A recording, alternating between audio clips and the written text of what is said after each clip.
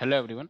देखो इस वीडियो में हम स्पिलवे के जितने भी ऑब्जेक्टिव क्वेश्चन हैं, स्पेशली जितने भी स्टेट इंजीनियरिंग के एग्जाम होते हैं, चाहे राजस्थान जेई हो, स्पेशली राजस्थान जेई के लिए राजस्थान जूनियर एग्रीकल्चर इंजीनियर, तो उसके लिए हम इसके जितने भी ऑब्जेक्टिव क्वेश्चन है वो डिस्कस करेंगे। ऑब्जेक्टिव क्वेश्चन के साथ साथ मैं हर एक क्वेश्चन की एक्सप्लेनेशन भी डिस्कस करूंगा, ठीक है। तो ये बहुत ही इंपॉर्टेंट है। लगभग अगर आप 2015 का पेपर एनालिसिस करोगे राजस्थान जेई का, तो उससे लगभग 1-2 नंबर के क्वेश्चन आते हैं। हमारा राजस्थान का कॉम्बो पैक चल रहा है, इसमें वीडियोस रहती हैं टेक्निकल की, प्लस टेक्निकल एग्रीकल्चर इंजीनियरिंग के नोट्स रहते हैं, चैप्टर वाइज टेस्ट रहती है, फुल लेंथ टेस्ट सीरीज रहती है। तो हमारे पास एग्रीकल्चर इंजीनियरिंग का पूरा पूरा कंबाइंड कोर्स है। जीके के भी इसमें चैप्टर वाइज टेस्ट है, प्लस जीके के फुल लेंथ टेस्ट है। जीके कवर के जीके के नोट्स और वीडियो इसमें नहीं होते, तो पूरा कोर्स जो है बच्चे ज्वाइन कर सकते हैं। 10,000 जीएसटी को मिला के फीस है। 9058427165 इस पर व्हाट्सएप कर सकते हैं, ठीक है। courses.gateforall.com या इस पे कांटेक्ट कर सकते हैं। आगे बढ़ते हैं, स्पिलवे के ऑब्जेक्टिव क्वेश्चन डिस्कस करते हैं। In the stability check of the masonry structure the middle third rule is apply. आपको पता होना चाहिए जो मिडल थर्ड रूल होता है, मिडल थर्ड रूल वो क्या बोलता है। सपोज करो हमारा ये एक सेक्शन है, यहाँ पे मेरी कोई फोर्स काम करेगी, तो मिडल थर्ड रूल करता है आपका टेंशन के against protection, the rupture against protection. तो टेंशन के अगेंस्ट जो है प्रोटेक्शन देता है। ये बोलता है जो मेरी रिजल्टेंट फोर्स काम कर रही है वो इस, अगर ये सेक्शन ये जिसकी विथ बी है, तो इसके 1/3 हिस्से में काम करनी चाहिए जो रिजल्टेंट फोर्स है। तो अगर आप यहाँ पे ये इसेंट्रिसिटी निकालते हो ई, तो ई का फॉर्मूला आपका आता है e should be less than b/6।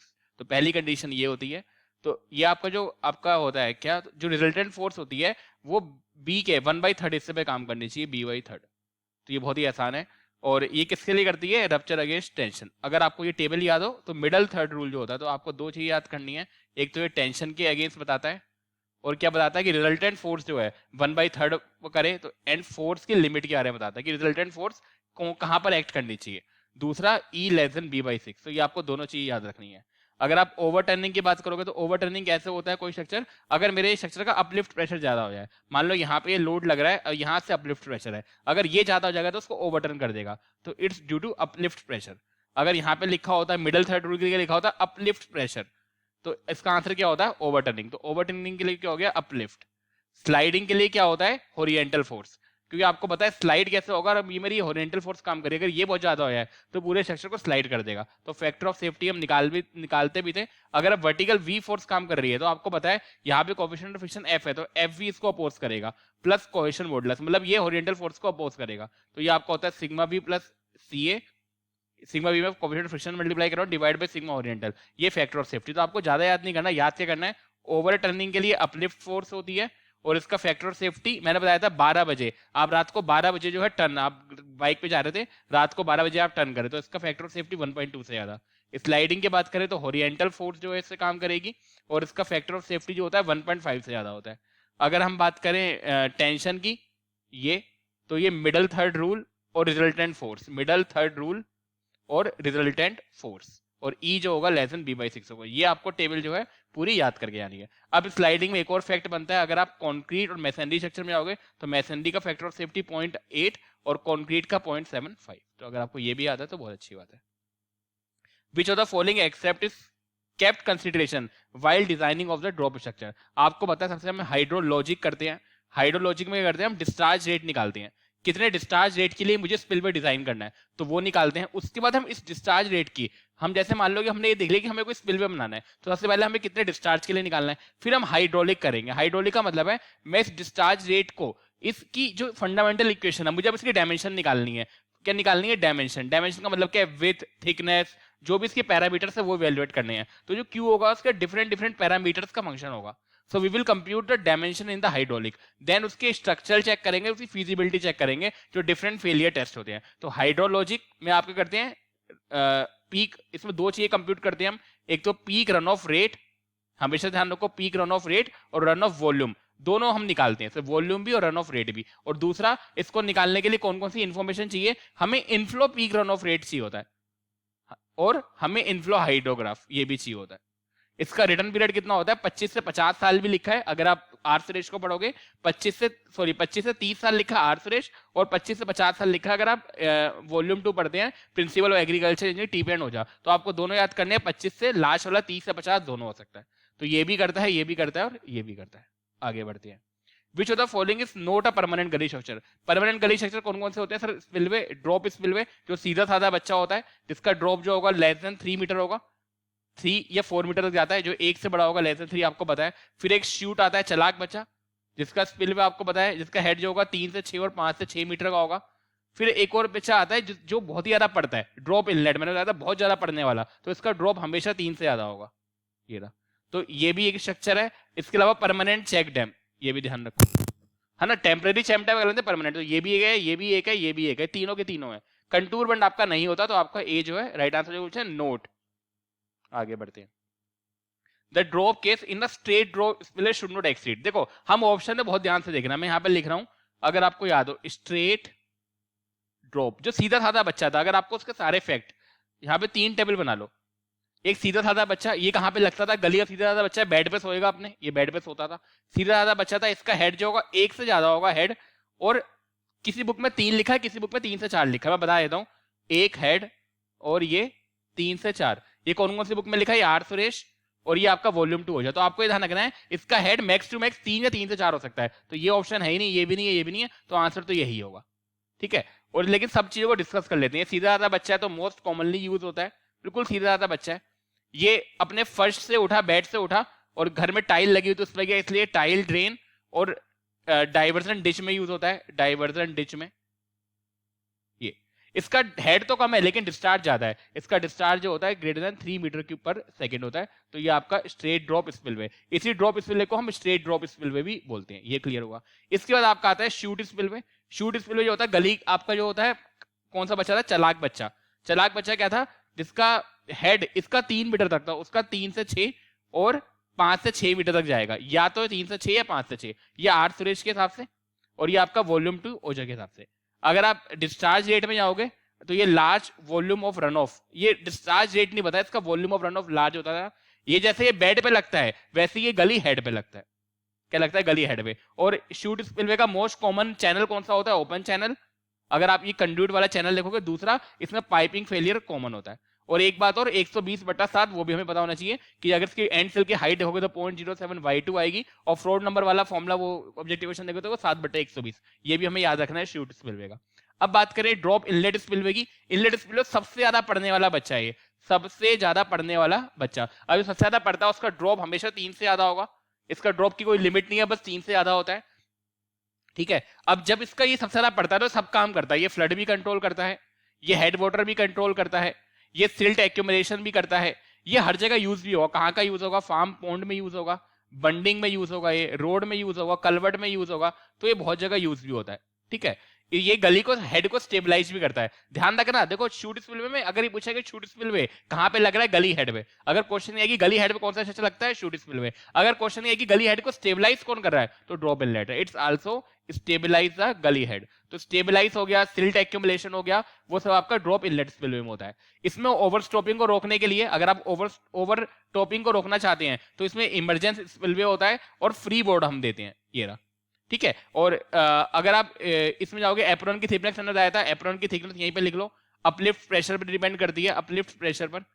और ड्रॉप इनलेट में एक और फैक्ट बच रहा है, तो और ये सब आपके इसके फैक्ट होते हैं। तो आपको ये स्ट्रेट ड्रॉप स्पिलवे कहां तक होगा? 3 मीटर तक।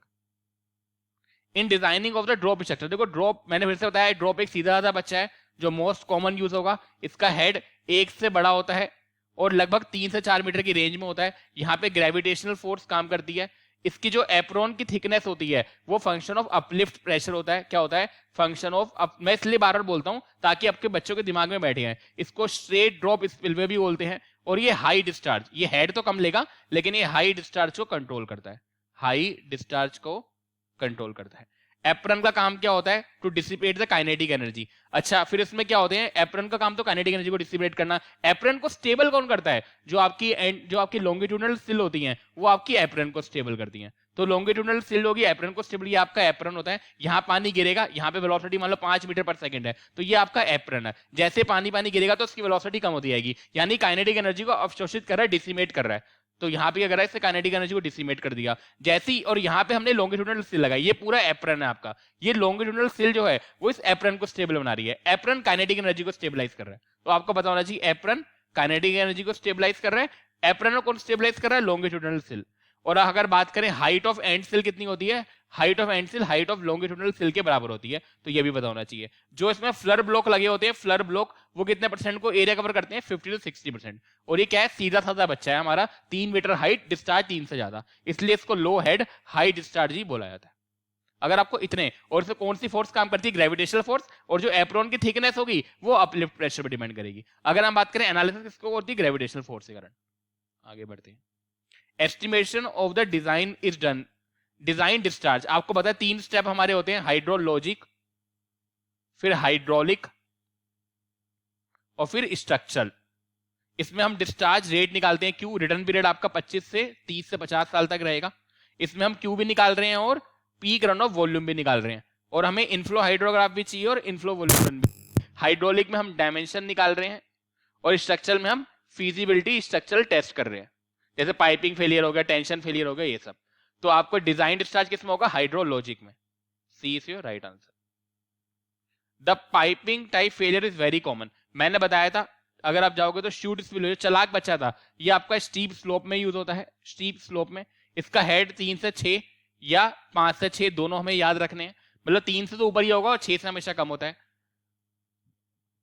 और अगर हम बात करें, इसमें पाइपिंग फेलियर कॉमन होता है। इसका जो मोस्ट आपका चैनल होगा, जैसे ये आपका इनलेट सेक्शन होता है, इनलेट हम वेयर से निकालते हैं, फिर ये चैनल होता है, कंड्यूट जिसको बोला जाता है, फिर इसका ये आउटलेट होता है। इसी आउटलेट में इसकी हाइड्रोलिक जंप होती है, इसी आउटलेट में इसको स्टीलिंग बेसिन बोलते हैं। मतलब काइनेटिक एनर्जी डिसिमेट भी यहाँ भी होगी और हाइड्रोलिक जंप भी होगी। हाइड्रोलिक जंप से क्या होती है, वेलोसिटी रिड्यूस होती है, वेलोसिटी रिड्यूस। अच्छा, शूट स्पिलवे में कौन सा फेलियर कॉमन होता है, पाइपिंग फेलियर। पाइपिंग फेलियर क्या होता है, अगर मान लो कोई आपने स्पिलवे बनाया, इस मिट्टी के रिसाव की, मिट्टी धीरे धीरे करेगी, रिस्क यहाँ पर आएगी, रिस्क के कारण फाउंडेशन को उड़ा देती है, उसी को पाइपिंग फेलियर बोलते हैं। ये लीस्ट रेजिस्टेंस के पाथ को फॉलो करती है। पाइपिंग फेलियर में हमारी थ्योरी काम आती है क्रीप थ्योरी। क्रीप थ्योरी हम क्या निकालते हैं, मैंने बताया था, सिग्मा एलवी, पूरे वर्टिकल डिस्टेंस पूरी लेंगे, हॉरिजॉन्टल डिस्टेंस की सम का 3 बाई कर देंगे, डिवाइड बाई हेड। ये क्रीप, वेटेड क्रीप रेशियो का फॉर्मूला होता है। तो क्रीप थ्योरी पाइपिंग फेलियर में काम होती है। मोस्ट कॉमन किसमें होता है, शूट स्पिलवे में।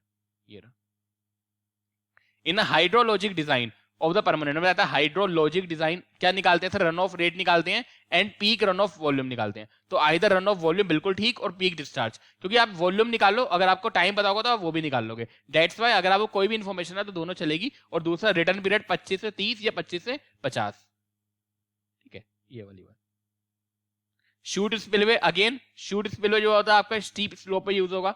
हेड जो इसका होता है 3 से 6 या 5 से 6 मीटर होता है। अगर आप बात करोगे पाइपिंग फेलियर इसमें कॉमन होता है। और शूट स्पिलवे की बात करोगे, मोस्ट कॉमन जो कंड्यूट होगा वो आपका ओपन चैनल होगा इसका। और 7/120 में याद करना है कि जो एंड सेल की साइड होती है 0.0y2 होती है, और एक फॉर्मूले में 120 भी आएगा, जो मैंने बताया था ट्रिक याद करने की। शूट स्पिलवे के और फैक्ट याद करोगे तो पाइपिंग फेलियर में आपको पता है क्रीप डिस्टेंस वाली चीजें आ जाती हैं, तो ये सब चीजें आपको पता होना चाहिए। तो 3 से 6 मीटर बिल्कुल सही answer. The design expert determine the dimension, देखो आपको पता है ये हाइड्रोलॉजिक, फिर हाइड्रोलिक और फिर स्ट्रक्चरल। इसमें आपने क्यू निकाला, इसमें आपने डायमेंशन, उसकी विथ थिकनेस निकाली, यहाँ पे आपने जो भी डायमेंशन निकाली, यहाँ पे piping failure, tension failure, sliding failure, overturning failure, इसके आपने टेस्ट करी, स्ट्रक्चरल फिजिबिलिटी टेस्ट करी। तो अगर पूछे जाए कि डायमेंशन कौन से स्टेप में होती है, डायमेंशन हाइड्रोलिक में, तो ये हाइड्रोलिक हो जाएगा बी। इसमें आप क्यू निकालते हो, इसमें फिजिबिलिटी चेक करते हो, इसमें क्यू, इसमें डायमेंशन और इसमें feasibility. If the drop exceed 4 meter, आपको पता है अगर मेरा सीधे साधे बच्चों की बात करोगे स्ट्रेट ड्रॉप, तो वो 1 से लेकर हेड या तो 3 से 4 या 3 किसी किसी बुक में लिखा होता है। फिर आपका आता है शूट स्पिलवे, वो 3 से 6 या 5 से 6, मतलब ये 4 से ज्यादा में यूज होता है। अगर यही बात करोगे ड्रॉप इनलेट, तो वो भी आपका हेड जो होगा 3 से ज्यादा, drop inlet spillway. Drop inlet spillway को मॉर्निंग ग्लोरी और ग्लोरी बोला जाता है, क्यों, जो ज्यादा बच्चा पढ़ता है उसी की ग्लोरी होती है, मैंने बताया था ट्रिक याद करने की। इसका दूसरा नाम स्ट्रेट ड्रॉप या ड्रॉप स्पिलवे, ड्रॉप स्पिलवे या स्ट्रेट ड्रॉप स्पिलवे। अब इन्होंने लिखा है ड्रॉप हाइट एक्सीड 4 मीटर, तो यानी इसका तो यूज कर ही नहीं सकते क्योंकि 4 मीटर तक मैक्स टू मैक्स है, या तो ये होगा या ये होगा। अब हमें देखना है सिल्ट एक्यूमुलेशन किसमें होगा, तो हमें बताइए सिल्ट एक्यूमुलेशन इसी में होता है। अगर हम बात करें स्टेबलाइज जो करता है गली हेड को, यही करता है। ये कहां पे लगता है, ये डिप्रेशन जहां पे होते हैं वहां पे लगता है। ये कहां पे लगता है, ये गली बेड पे लगता है। ये कहां पे लगता है, गली हेड पे लगता है। ये स्टीप स्लोप पे भी लगता है, स्टीप स्लोप। तो जब भी आपको स्टीप स्लोप मिले और गली हेड पे कोई वर्ड मिले तो वो शूट आंसर हो जाएगा। अगर स्टेबलाइज वर्ड मिले, सिल्ट एक्यूमुलेशन मिले, फार्म पॉन्ड मिले, बंडिंग मिले, रोड मिले, कलवर्ट मिले, हेड वाटर कंट्रोल मिले, फ्लड कंट्रोल मिले, तो ये सब ड्रॉप इनलेट आंसर होंगे। ड्रॉप इनलेट में 2 स्पिलवे यूज होते हैं, इमरजेंसी स्पिलवे आपका यूज होता है और ये सब, ठीक है। तो आपको पता होना चाहिए ड्रॉप इनलेट स्पिलवे क्योंकि सिल्ट एक्यूमुलेशन हुआ और ये सब, तो B is right answer. When the irrigation channel has to be past the steep slope, अब देखो यही कीवर्ड होते हैं। स्टीप स्लोप में आपका शूट स्पिलवे यूज होता है, हेड आपका 3 से 6 और 5 से 6 होता है, पाइपिंग फेलियर इसमें कॉमन होता है और ये गली हेड पे यूज होता है। इसका most common channel open channel कहलाएगा और 7/120 हो जाएगा chute spillway. The structure use to place of the high depression, अब आपको दिख गया डिप्रेशन वर्ड, आपको पता है। अगर मैं यहाँ पे फिर से टेबल बनाऊं, ड्रॉप सीधा था बच्चा स्पिलवे वाला, जिसको शो ये आपका गली बेड पे लगता है। अगर हम बात करें ड्रॉप इनलेट स्पिलवे की, तो वो आपका लगता है डिप्रेशन पे, डिप्रेशन जहां पे गड्ढा आएगा। और हम बात करें शूट स्पिलवे की, तो गली हेड पे लगेगा। अगर हेड की बात करें तो अगेन ये 3 मीटर से कम या 3 से 4 और 1 से ज्यादा। अगर हम इसकी बात करें तो 3 से ज्यादा होगा, इसकी बात करें 3 से 6 और 5 से 6।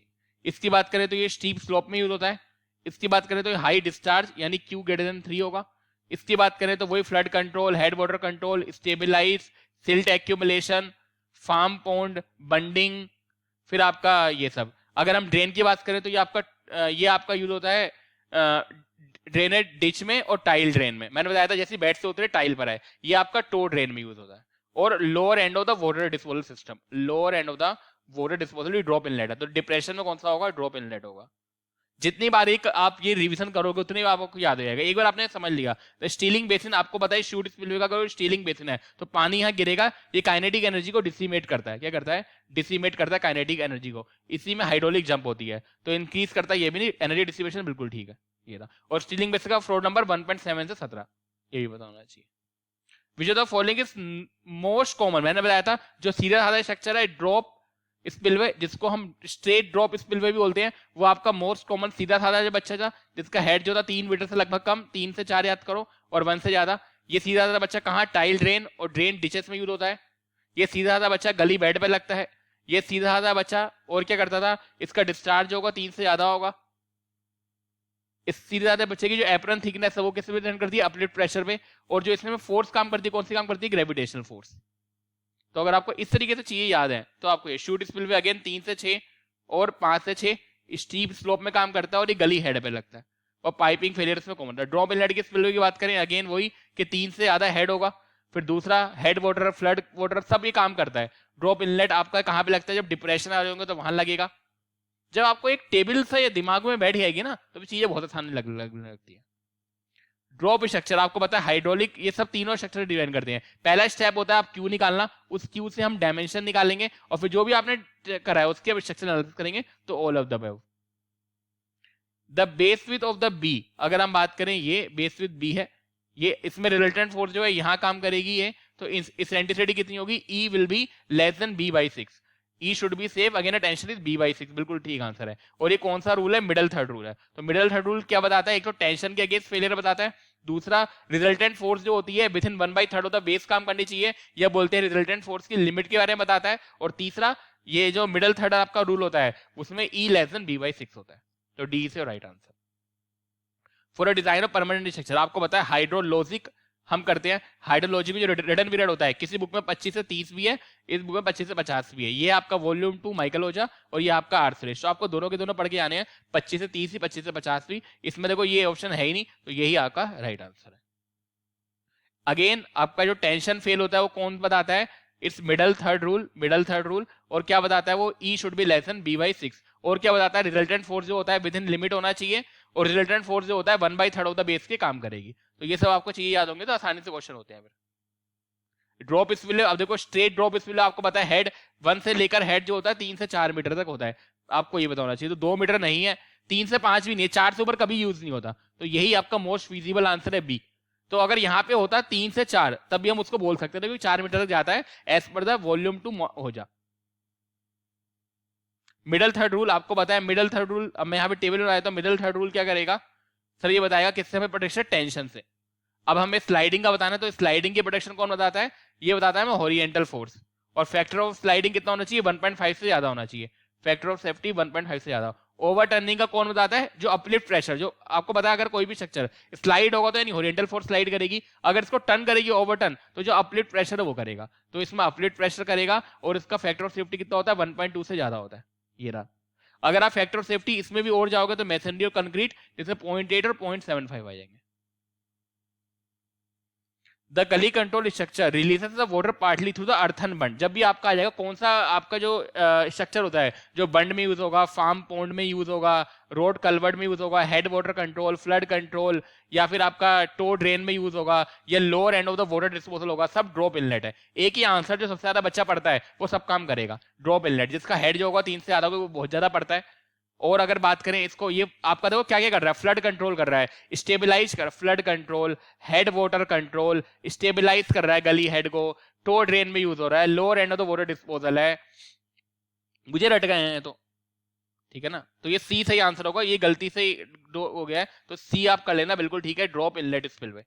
तो drop inlet spillway right answer, बिल्कुल ठीक आंसर है। ये गलती से टाइपिंग में को बोलते हैं टाइपिंग मिस्टेक, कि हमने बोला सी आंसर है लेकिन गोला किसी और वो किसी और कर दिया, ब्लैक किसी और कर दिया ना, तो ये ठीक कर लेना।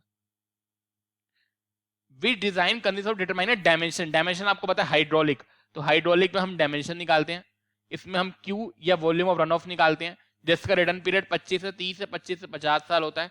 स्ट्रक्चर में आप डिफरेंट डिफरेंट फीजिबिलिटी एनालिसिस करते हैं।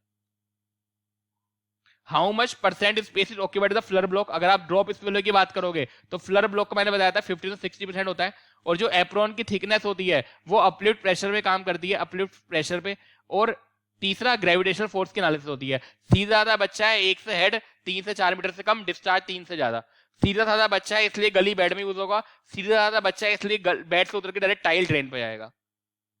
ठीक है, सीधा साधा बच्चा है इसलिए 50 से 60% जो है फ्लर ब्लॉक जो है ऑक्यूपाई करेंगे। ये रहा D. Free board is provided, आपको पता होना चाहिए फ्री बोर्ड या इमरजेंस स्पिलवे, दोनों के दोनों हम क्यों प्रोवाइड करते हैं? ताकि हम ओवर टॉपिंग से रोक सके। फ्री बोर्ड भी यही कर रहा है, ओवर टॉपिंग से रोक रहा है, इमरजेंस स्पिलवे भी ओवर टॉपिंग से रोक रहा है। ओवर टॉपिंग कैसे? अगर हम मान लें कि ज्यादा पानी आ जाएगा तो उसको ओवर टॉप कर देगा, तो क्यों ना हम फ्री बोर्ड ही ज्यादा दे दें। तो ओवर टॉपिंग। ओवर टर्निंग के लिए कौन सी फोर्स? अपलिफ्ट। स्लाइडिंग के लिए कौन सी? हॉरिजॉन्टल। और अपलिफ्ट प्रेशर के कारण ही आपकी ओवर टर्निंग हो रही है। ओवर टर्निंग का फैक्टर ऑफ सेफ्टी 1.2 से ज्यादा, इसका स्लाइडिंग का 1.5 से ज्यादा। Which term is used for failure in the hydraulic structure take place in which there is a removal of the material। आपको पता है पाइपिंग फेलियर क्या होता है कि पानी रिस क्या है और मटेरियल ही अंदर से निकाल दिया, इसी को हम पाइपिंग फेलियर बोलते हैं। सबसे ज्यादा ये शूट स्पिलवे में कॉमन होता है। इसमें वेटेड, इसमें क्रीप थ्योरी काम करती है। पूछा जाता है क्रीप थ्योरी किससे रिलेटेड है? पाइपिंग फेलियर से। क्रीप थ्योरी का मतलब क्या है? Vertical distance plus horizontal distance का 1/3 डिवाइड बाई हेड। ये वेटेड क्रीप का फॉर्मूला होता है। अगर आप निकालोगे इसको तो एलसीएम ले लो तो 3 LV ऊपर चले जाएगा plus LH divide by 3H, तो ये पाइपिंग फेलियर में आ जाता है। D. Which of the following formula is used to design the peak runoff rate of a spillway or the permanent goal structure। आपको पता है अगर आप इसमें जाओगे ड्रॉप इनलेट स्पिलवे में, तो जो आपके वियर के फॉर्मूले होते हैं इनलेट के, तो इनलेट में आपका वियर का फॉर्मूला आपका होता है 2/3 CD √2G LHE और 3/2। ठीक है, अगर आप इसको इससे रिप्लेस करोगे तो 1.7 LHE और 3/2 भी होता है। जहां CD मेरा होता है कोएफिशिएंट ऑफ डिस्चार्ज, एक होता है डिस्चार्ज कोएफिशिएंट जिसको हम 2/3 CD से भी दिखाते हैं ये। और अगर CD की वैल्यू लिखोगे, आपकी CD की वैल्यू हाई ओवरफॉल फेलियर के लिए 0.735 होती है, यही पता होना चाहिए। तो ये भी नहीं है, ये भी नहीं है, ये भी नहीं है, ये बिल्कुल ठीक आंसर है 1.77 LHE और 3/2, या फिर ये एक ही बात है। ये फॉर्मूला कैसे है? अगर CD की जगह 0.6 रख दोगे तो ये फॉर्मूला आ जाएगा। Which of the following is not a permanent। आपको पता है परमानेंट गली स्ट्रक्चर कौन सा होता है? Drop spillway.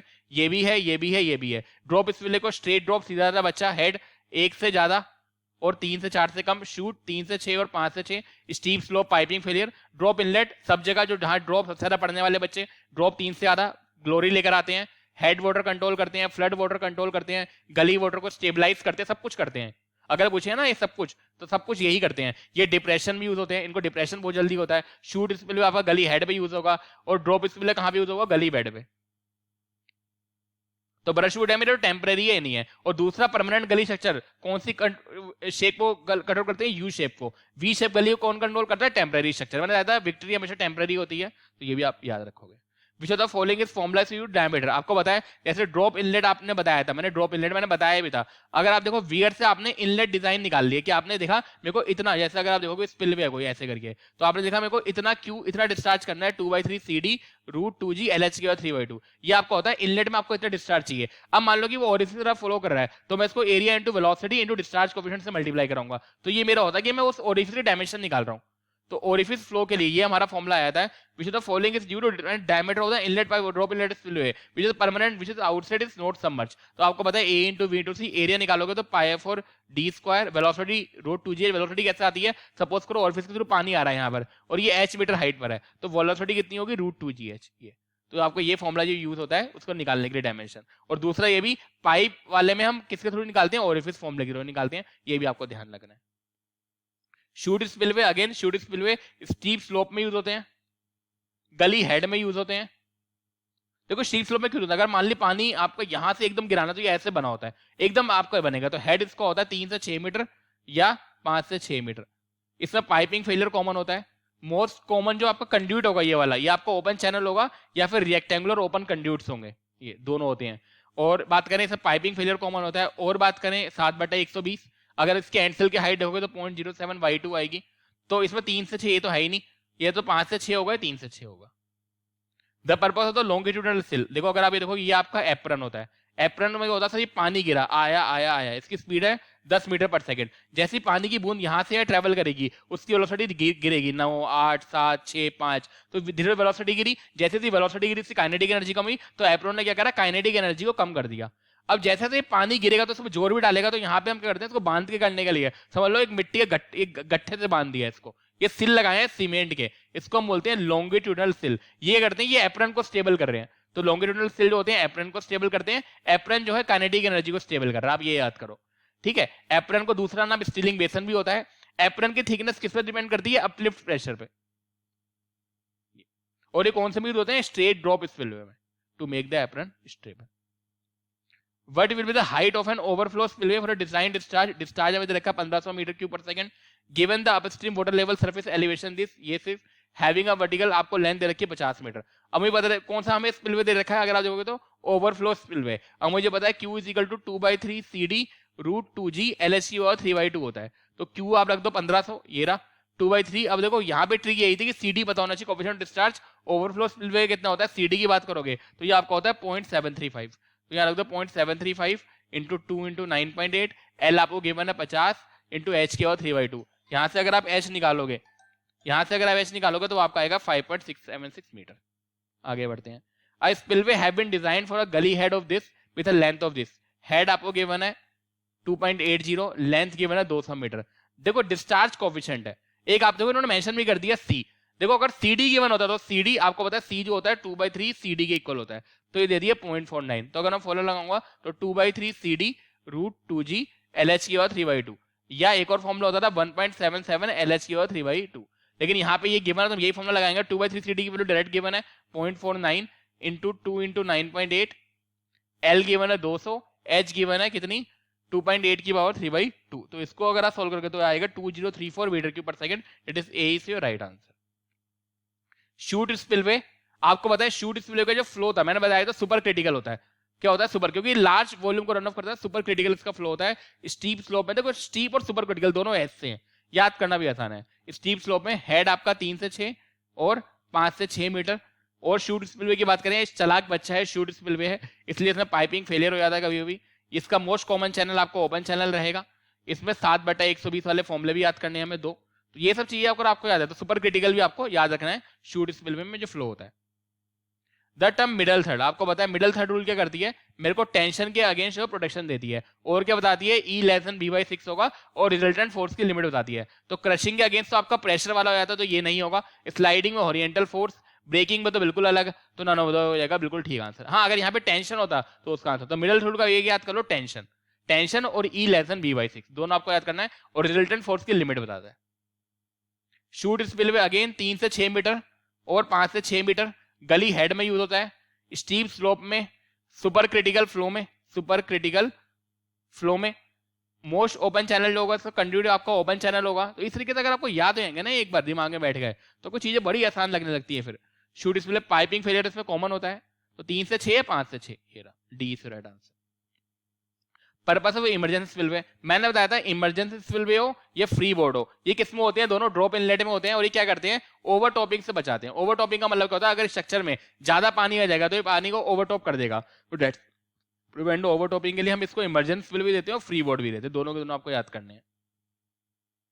The resultant of all the forces acting on the dam should be within the 1/3 of the base to avoid any tension। देखो tension word भी आ गया, रिजल्टेंट फोर्स भी आ गया, इसको क्या बोलते हैं, मिडल थर्ड रूल बोलते हैं। उन्होंने यही बताया था, अगर आपकी ये कोई आपका सेंटर है और इसकी लेंथ ये बी है, तो आपकी जो रिजल्टेंट फोर्स होगी वो बेस के 1/3 पे काम करेगी, और ये एसेंट्रिसिटी निकालते हुए वो b/6 से कम आएगी। तो यही इससे मिडल थर्ड रूल बताया था, जिसमें टेंशन का दिया था, क्या दिया टेंशन का।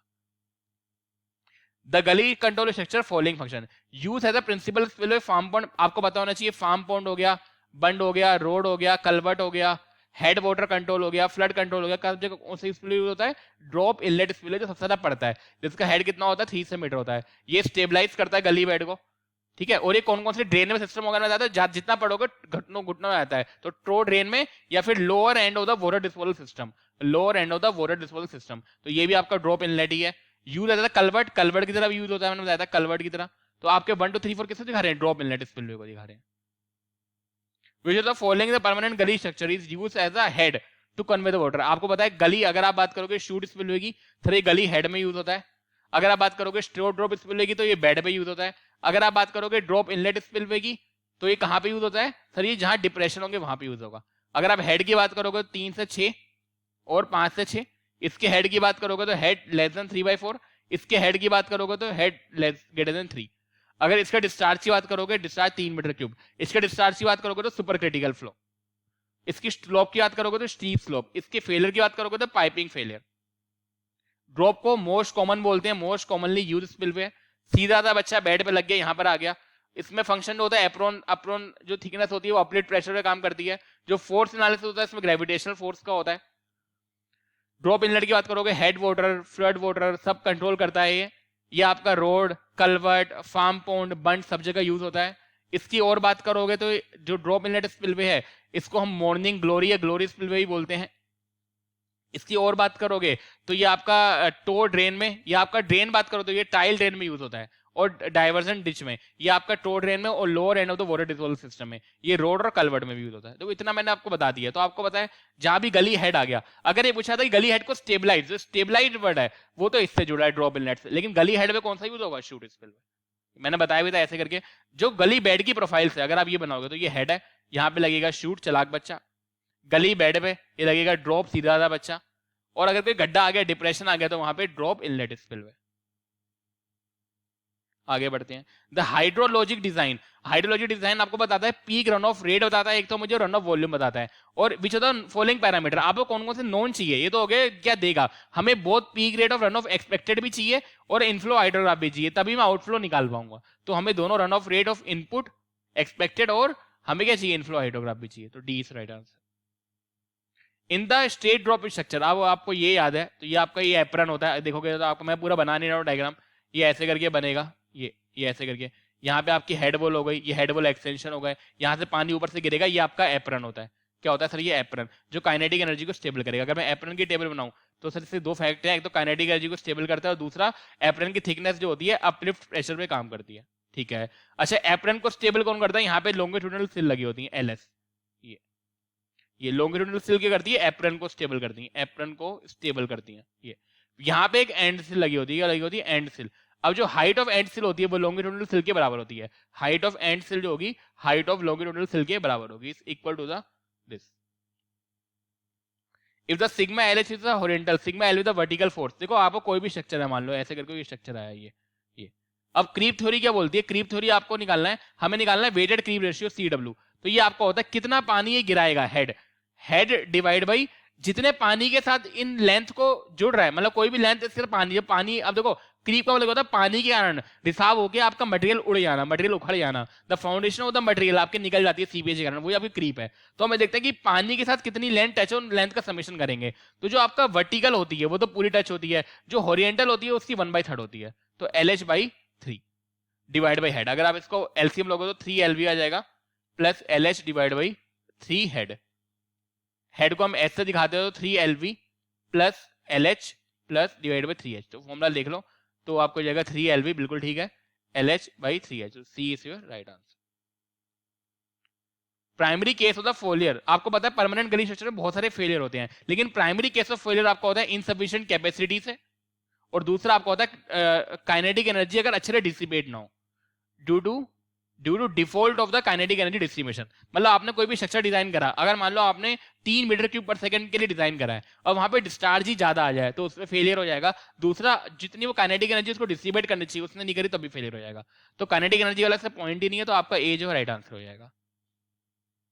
In the gully control design the flow velocity reduce by, आपको पता है जैसे ही आपको पता है ये एप्रन होता है, इसमें पानी गिरेगा, वेलोसिटी रिड्यूस होगी। वेलोसिटी रिड्यूस कैसे हो रही है? हाइड्रोलिक जंप हो रही है, हाइड्रोलिक जंप के कारण। लॉन्गिट्यूडनल सिल तो आपका एप्रन को स्टेबल कर रहा है बाय प्रोवाइडिंग स्टोन, कुछ नहीं करा, क्रिएटिंग हाइड्रोलिक जंप, बिल्कुल ठीक है, इसी कारण आपकी वेलोसिटी जो हो रही है रिड्यूस हो रही है। ये भी नहीं, या तो हाइड्रोलिक जंप और काइनेटिक एनर्जी डिसिपेशन, क्योंकि हाइड्रोलिक जंप आपकी काइनेटिक एनर्जी को इनडायरेक्टली डिसिपेट कर रही है, और डिसिपेट के कारण यहाँ पे क्या होता है, आपकी जो होती है वेलोसिटी कम होती है। और ये कौन सेक्शन में होता है पूरा काम? आउटलेट सेक्शन में। इनलेट सेक्शन में क्या होता है? वियर वाला काम। इन द शूट स्पिलवे, देखो आई गया हाइड्रोलिक जंप, अगर बात करो तो ये रहा सर, ये इनलेट है, इसमें तो वियर वाला फॉर्मूला आएगा। इनलेट वाले में कंडुइट में ओपन चैनल हो गया, यहाँ से पानी यहाँ से यहाँ जाएगा, और तीसरा आपका होता है ओपन चैनल, पानी यहाँ से गिरेगा, यहाँ पे हाइड्रोलिक जंप या काइनेटिक एनर्जी डिसिपेट होगी। इसी को हम एप्रन या स्टीलिंग मशीन बोलते हैं, और इसका मेन काम क्या होता है? ये कहाँ पे होती है? आउटलेट वाले सेक्शन पे होती है। तो हाइड्रोलिक जंप कहाँ पे होगी? आउटलेट वाले पे। In the straight drop spillway, ये रहा स्ट्रेट ड्रॉप स्पिलवे। हेड की बात करो तो एक से ज्यादा होगा हेड, और किसी किसी बुक में 3 या 3 से 4, आपको दोनों याद करने। डिस्चार्ज की बात करोगे 3 से ज्यादा, तो यानी हाई डिस्चार्ज और लो हेड, तो low head high discharge is your right answer A. Location of a permanent gully structure is decided on the basis of, देखो गली बेड की प्रोफाइल के हिसाब से, जो गली बेड की प्रोफाइल है, ये आपकी गली बेड की प्रोफाइल थी, तो बेड पे जो सीधा आधा बंदा है वो तो ड्रॉप स्पिलवे आ जाता है। जो गली हेड है वहां पे आपका शूट स्पिलवे आता है, और कोई डिप्रेशन आएगा तो वहां पे ड्रॉप इनलेट स्पिलवे आएगा। तो गली बेड स्लोप की प्रोफाइल के हिसाब से हम इसकी लोकेशन, तीनों की तीनों location is depending on the gully bed slope. If the drop exceed 4 meter, आपको पता है 4 मीटर में बस शूट स्पिलवे भी होता है और आपका ड्रॉप इनलेट स्पिलवे भी होता है, और 3 आपको पता है 4 से कम या 3 से कम में कौन सा होता है? Straight drop. तो ये 3 से 6 और 5 से 6 आता है, लेकिन उन्होंने लिख दिया silt accumulation in the farm pond. आपको पता है ये farm pond, silt accumulation, stabilize gully bed, head water control, lower end of the water disposal system, फिर आपका टो ड्रेन, फिर आपका सारी फ्लड कंट्रोल करना, farm pond, culvert, earthen bund, farm pond, हर जगह यूज होना। तो ड्रॉप इनलेट तो इनलेट है, हेड भी 3 से ज्यादा है, इसका खुलेआम घूमता है।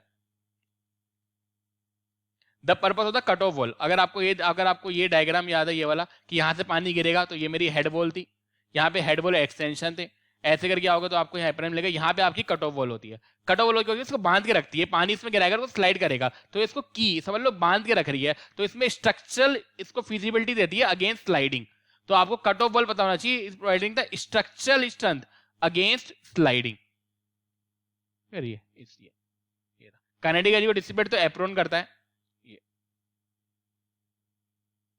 To ensure the hydraulic structure, the sum of all the resisting force equal to the, आपको पता है फैक्टर ऑफ सेफ्टी स्लाइडिंग का 1.5 से ज्यादा होना चाहिए। अब स्लाइडिंग की अगर मैं फैक्टर ऑफ सेफ्टी निकालूंगा, आपको पता है मेरी कौन सी फोर्स इसको धक्का दे रही है? Horizontal force. तो जो भी फोर्स जो होती है फेलियर क्रॉस करती है वो हमेशा नीचे आती है, जो उसका अपोज करेगी। अपोज कौन सा कर रहा है? अगर इसमें मान लो V वर्टिकल आएगा तो F फ्रिक्शन है सतह का, तो F इंटू V इसको अपोज करेगी, और इससे कुछ कोहेजन स्ट्रेंथ होगा, मतलब वो उनको पार्टिकल को आपस में रख रहा है। हॉरिजॉन्टल फोर्स यदि धक्का दे रही है, हिल हिल हिल, जो इसका फ्रिक्शन फोर्स है इसको बचा रहा है, तो ऊपर आपका आता है फ्रिक्शन फोर्स प्लस CA, तो ये इसको 1.5 से ज्यादा होना चाहिए। तो ये आपका हो गया resisting force divide by horizontal force. अगर मैं रेजिस्टिंग फोर्स निकालूंगा, इसको इस साइड ले जाऊं तो 1.5 टाइम्स होगी equal to the horizontal force, तो resistant force will be the 1.5 times of the horizontal force. ये आपका स्लाइडिंग के लिए याद करना है। अगर आपको ये भी आता ना कि 1.5, तब भी आप ये कोशिश कर देते हैं, तो हमेशा ध्यान रखो ओवर टर्निंग का, मैंने बताया था रात को 12 बजे टर्न करते हैं 1.2 होता है, फैक्टर ऑफ सेफ्टी स्लाइडिंग का 1.5 होता है। इसमें भी जाओगे मैसेंडी का 0.8, कॉन्क्रीट का 0.75। The thickness of the apron, apron की थिकनेस जो होती है अपलिफ्ट प्रेशर पे काम करती है, मैंने बताया था ये तो अपलिफ्ट प्रेशर पे, और ये कौन से में होता है? स्ट्रेट ड्रॉप स्पिलवे में, ठीक है। Design of inlet section of the drop structure, ये आपका वियर फॉर्मूले से निकलता है 2/3 CD √2g LHE और 3/2। एक फॉर्मूला होता है 1.77 LHE और 3/2। CD की वैल्यू 0.735 होती है, ठीक है। आगे बढ़ते हैं। Design of the outlet section of the permanent gully structure is done in the way. आपको पता है आउटलेट सेक्शन में क्या होता है, एक तो मुझे हाइड्रोलिक जंप क्रिएट करानी है और काइनेटिक एनर्जी डिसिपेट करानी है। तो क्रिएटिंग हाइड्रोलिक जंप बिल्कुल ठीक है। डिसिपेट क्योंकि हमें यहाँ से पानी यहाँ से आएगा, तो क्या होगा, पानी यहाँ से गिरे, देखो इनलेट तो आया अंदर, कंड्यूट में थ्रू गया, आउटलेट में हमें जंप भी करानी है, काइनेटिक एनर्जी डिसिपेट, तो ये ठीक है। सिल्ट डिसिपेशन ये नहीं कराना, तो हमारा both A and B is right answer. Chute spillway again 3 से 6, 5 से 6, steep slope, super critical flow, मैं सब लिख देता हूं यहाँ पे, सुपर क्रिटिकल फ्लो। आप और आओगे गली हेड पे यूज होगा, और आओगे पाइपिंग फेलियर कॉमन होगा, और आओगे सी की वैल्यू 0.07 y2 होगी, और आओगे फ्लोर नंबर की वैल्यू वो जो फॉर्मूला आएगा 1.11 FN डिवाइड बाई 120, यानी 120 7/120 ट्रिक, ठीक है ना। इस तरीके से अगर आपको चीजें याद है तो फिर चीजें कंफ्यूजिंग नहीं होती। The use of the straight drop spillway, आपको पता है हेड जो होगा 1 से छोड़कर 3 से 4 मीटर तक होता है, तो अप टू 1 मीटर नहीं, हमेशा 1 से ज्यादा होगा। अप टू 5 मीटर, 4 से ज्यादा कभी नहीं हो सकता। अप टू 8 मीटर बिल्कुल नहीं, up to 3 meter is right answer. Which of the following is not related to design of the spillway. देखो हाइड्रोलिक सब क्यों निकालते हैं, बल्कि तो होता है हाइड्रोलिक सिस्टम डायमेंशन निकालते हैं, ये भी होता है। रेगुलर डिजाइन कोई शब्द नहीं है तो गलत शब्द है, तो C is your right answer. What measure are adopted to prevent the seepage of the pipe spillway? मैंने बताया था अगर हम सीपेज देखेंगे तो आपको अगर ये स्ट्रेट ड्रॉप स्पिलवे याद हो अपना, ये आपका डैम होता है, आपका पानी ये इनलेट पाइप आया, इसके थ्रू आप कंड्यूट करोगे, कंड्यूट, और फिर यहाँ पे आउटलेट सेक्शन होगा। तो यहाँ पे आपके एंटी सीप कॉलर लगे होते हैं चारों ओर, ताकि पानी का सीपेज रोक सके, रिसाव रोक सके। तो ये एंटी सीप कॉलर क्या करते हैं, तो सीपेज को रोकने के लिए, तो नाम से दिख रहा है सीपेज को एंटी सीप, तो एंटी सीप कॉलर क्या करते हैं, सीपेज को रोकते हैं। द शूट स्पिलवे, अगर आप बात करोगे तो ये रहा शूट स्पिलवे, ये इसका इनलेट सेक्शन है जो वियर की तरह है। अगर इसका ये कंड्यूट, कंड्यूट मतलब चैनल, कंड्यूट का मतलब होता है जो पानी को एक स्थान दूसरे स्थान पे लेके जाएगा। इसका मोस्ट इंपोर्टेंट कंड्यूट, जो मोस्ट कॉमन कंड्यूट है वो ओपन चैनल होता है, ये रेक्टेंगुलर बॉक्स कंड्यूट होते हैं, रेक्टेंगुलर ओपन बॉक्स कंड्यूट, दोनों याद करने। ओपन चैनल ही ऑप्शन में था, ये तो है ही नहीं, ये भी नहीं है, ये भी नहीं है। और आउटलेट का काम क्या होता है, आउटलेट में क्या होता है, हाइड्रोलिक जंप होती है और काइनेटिक एनर्जी डिस्ट्रीब्यूट होती है। और 3 से 6 मीटर और 5 से 6 मीटर स्टीप स्लोप में, सुपर क्रिटिकल फ्लो में, सुपर क्रिटिकल शूट स्पिलवे की बात कर रहा हूं सब, गली हेड में, piping failure common. Again the shoot spillway का एक और फैक्ट 0.07 y2, ये बताया था मैंने। द एंड सेल की हाइट, अब आपको ऐसी फॉर्मूले हैं, ऐसे मैं इंडियन फॉरेस्ट सर्विस से 24 फॉर्मूले बताता हूं। अगर ये कोई ये सोचेगा कि मैं सारे फॉर्मूले पढ़ लेता, आपने सारे फॉर्मूले नहीं पढ़ा है, मैं इंडियन फॉरेस्ट सर्विस की वीडियो आपको दे दूंगा, आप देखते रहना, मुझे अपनी मेल आईडी भेज देना, फायदा नहीं है ना उससे।